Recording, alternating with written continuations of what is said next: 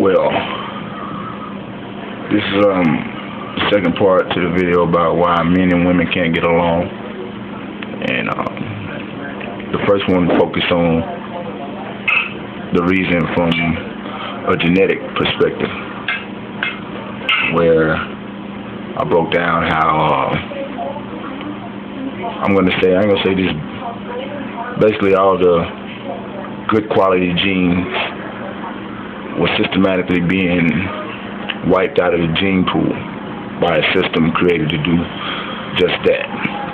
The second one was is the music point of view, where they divide us up with that. Now, I don't know if I established it, I can't remember exactly, but I'm going to reestablish it, how music is mind control. And perfect examples is how every culture does what their music says, literally.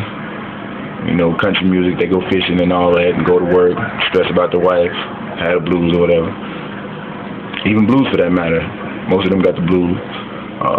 Rock music, a lot of that consists of drugs and going crazy and shit or whatever, acting out, and they do that.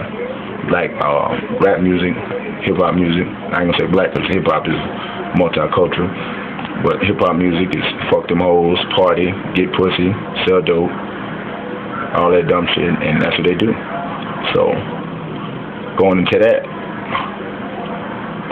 if you look at all pertaining to the hip hop culture, especially, that's why they're so divided, because you know you got all the Beyonce songs and Keisha Cole, all these I Hate Men songs, independent women, to the left, Keisha Cole's You're Gonna Need Me, Believe Me, and all this shit, and dudes do it too. We got the same shit. Fuck them hoes. That goes for damn near every rap song. Started back with Snoop from when I can remember. You don't love them hoes, and so forth today. That shit done grew, and every song is just dividing us even further. I'm quite sure we all can agree on that. Now, as I said, I like to give solutions to everything. A solution, which would be the harder one, it would be to just stop listening to that, period. Because the more you listen to it, the more you're going to download it into your brain. And that shit is it's like a mantra. And you keep on repeating this mantra. And you give that mantra power until that shit manifests in your life. Whether you mean for it to do it or not, it's going to happen. It happened to me.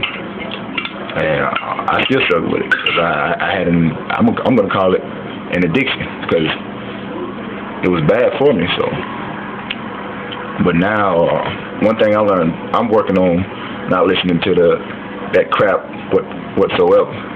And me I used to rap myself, and they still want me to come back and do it, but I can't do it because I feel like a sellout, you know what I'm saying? Just knowing that, because I don't agree with what it's doing. It's getting people locked up, killed, dividing us between our men and women. So, if I was to come back rapping now,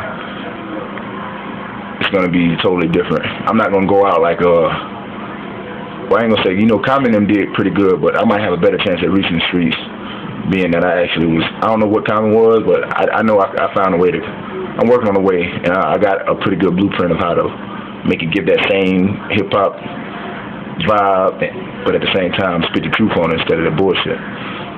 But like I said, solutions, you can stop listening to it all together if you're strong enough to do that, or at least just mix it up. Throw some Bob Marley, maybe some Lauryn Hill's better songs, some good love songs about being together. Throw them in your life, and that'll help counter that. It'll help balance that out, so you won't be so destructive towards yourself and towards your other sex.